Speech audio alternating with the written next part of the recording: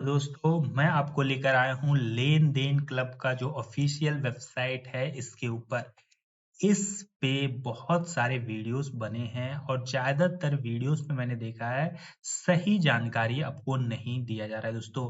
आपको बस returns returns दिखाया जा रहा है और लेकिन जो इससे रिस्क एसोसिएटेड है, मतलब जो रिस्क इससे जुड़ा हुआ है पैसा आपका डूबने का, वो नहीं बताया जा रहा है। ठीक है, तो आज की इस वीडियो में मैं आपको इस प्लेटफॉर्म के बारे में टोटल चीजें बहुत ही ऑनेस्टी के साथ, बहुत ईमानदारी के साथ बताने वाला हूँ, जिसमें आपको रिटर्न्स भी समझाऊंगा और साथ ही साथ रिस्क भी समझाऊंगा कि अगर आप इसमें पैसा इन्वेस्ट करते हो तो पैसे पे रिस्क क्या है दोस्तों।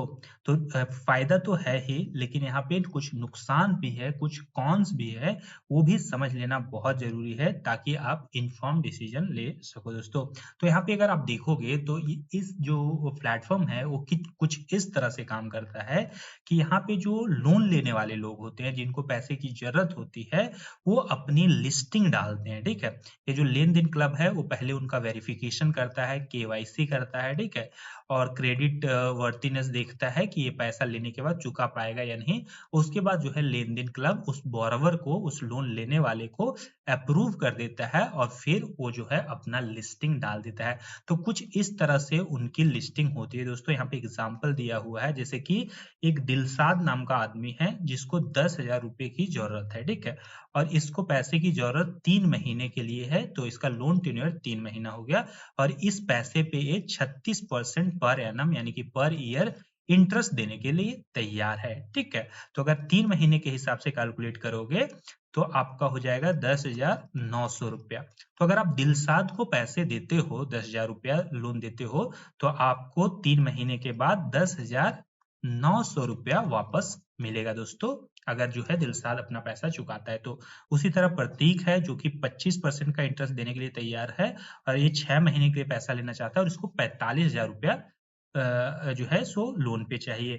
यहाँ पे एक और आदमी है जो 35% का इंटरेस्ट देने के लिए तैयार है, 3 महीने के लिए लोन चाहता है और ये 13,000 रुपया लोन पे चाहता है दोस्तों।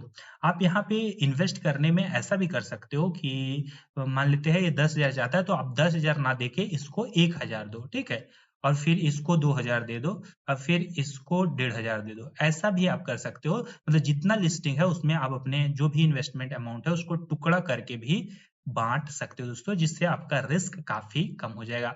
यहाँ पे एक सिस्टम और ये जो क्या बोलते हैं प्लेटफॉर्म आपको ऑफर करती है कि आप जो है सो अपना इन्वेस्टमेंट कर दो और ये ऑटोमेटिक ही उसको बहुत छोटे छोटे टुकड़ों में डिवाइड करके खुद से जो है बहुत सारे बोरोवर्स में बांट देंगे। तो या तो आप मैनुअली चूज कर सकते हो कि मुझे इसको देना है पैसे, इसको देना है, सब कुछ चेक करने के बाद कि उनका क्रेडिट जो है स्कोर कैसा है, सिविल स्कोर कैसा, और उसके बाद आप फिर वो काम क्या करता है सारा डिटेल्स आपको देखने को मिलेगा बोरोवर का। ठीक है, जॉब क्या करता है, मान लीजिए कोई डॉक्टर है, ठीक है, और उसको पैसे की जरूरत है तो फिर आप उस पर ज्यादा ट्रस्ट कर सकते हो, या कोई गवर्नमेंट जॉब में उसको पैसे की जरूरत है तो उस पर ज्यादा ट्रस्ट कर सकते हो, लेकिन वो जो है आपको इंटरेस्ट भी कम ऑफर करेगा। जैसे कि आप देख सकते हो ये 25% ही दे रहा है, जबकि यहाँ पे 36% और 35% मिल रहा है। तो जिसको जितना पैसे की ज्यादा जरूरत रहेगी या जिसका जितना सिविल स्कोर ज्यादा खराब रहेगा, वो आपको उतना ज्यादा इंटरेस्ट यहाँ पे ऑफर करेगा, क्योंकि आपका उस पर रिस्क ज्यादा रहेगा। ठीक है,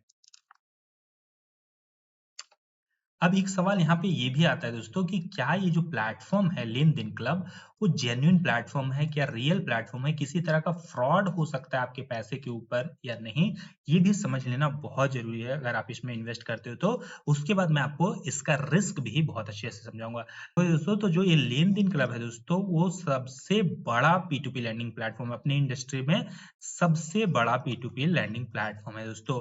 और ये जो प्लेटफॉर्म है वो आरबीआई के साथ रजिस्टर्ड है असे एनबीएफसी P2P।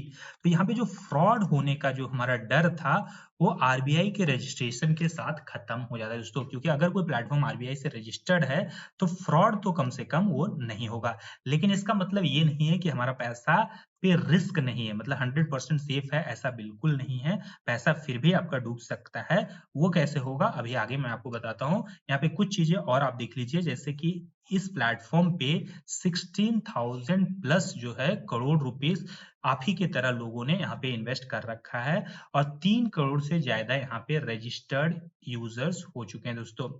और जितने भी लोगों ने यहाँ पे इन्वेस्ट किया है, उनका ऑन एन एवरेज जो रिटर्न्स बना है पर एनम का, वो 11.28% का बना है अभी तक। मतलब जब से प्लेटफ़ॉर्म है तब से अगर आप कैलकुलेट करोगे, तो ये जो है इनका एवरेज रिटर्न्स है। वैसे यहाँ पे आपको आगे दिखने को मिलेगा कि यहाँ पे आप जो है 21% तक का जो है रिटर्न्स एक्सपेक्ट कर सकते हो, अप टू 21%, जिस तरह के आप लोन्स चूज करते हो उस तरह से, ठीक है। तो यहाँ पे मैंने आपको जिस तरह बताया दोस्तों, ये सारा खेल यहाँ पे डाइवर्सिफिकेशन का है।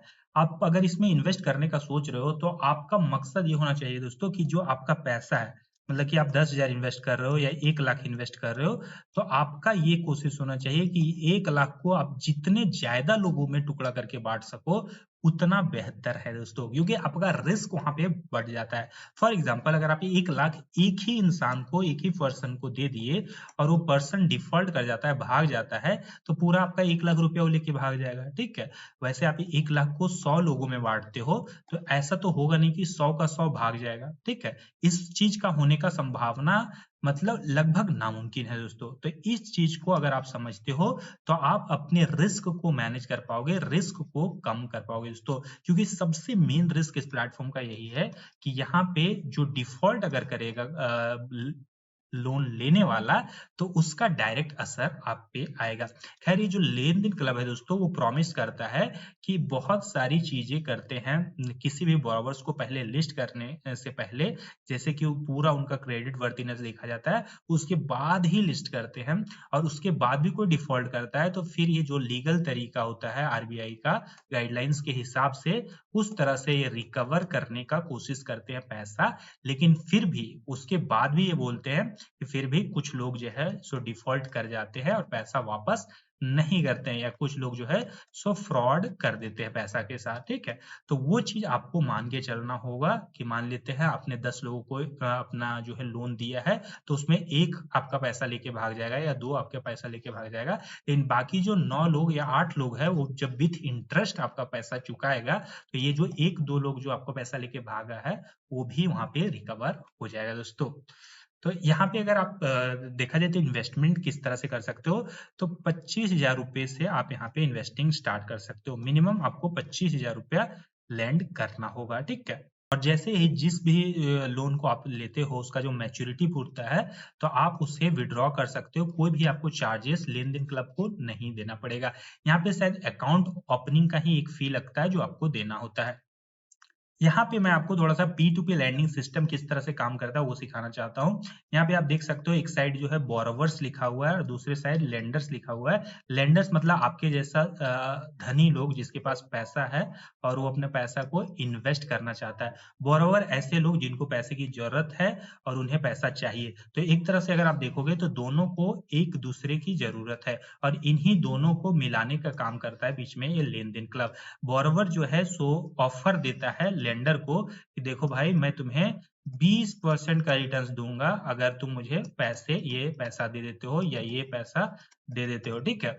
तो ये जो है बोरोवर ऑफर देता है, फिर लेंडर को पसंद आता है तो बोरोवर का ऑफर एक्सेप्ट करता है और उसको लोन देता है। जो लेन देन क्लब का काम रहता है वो ये रहता है कि ये जितना भी इसका पेपर वर्क है, ठीक है, जितना केवाईसी प्रोसेस है, इसका जो क्रेडिट चेक करना है, जो लीगल काम है, वो सारा लेन देन क्लब संभालेगा, बोरोवर के साइड से भी और लेंडर के साइड से भी, ठीक है। तो किसी तरह का कोई झोल ना हो, कोई यहाँ पे फ्रॉड ना हो, ये देखने का काम यहाँ पे लेन देन क्लब करता है दोस्तों। तो कुछ इस तरह से काम करता है P2P लैंडिंग का सिस्टम।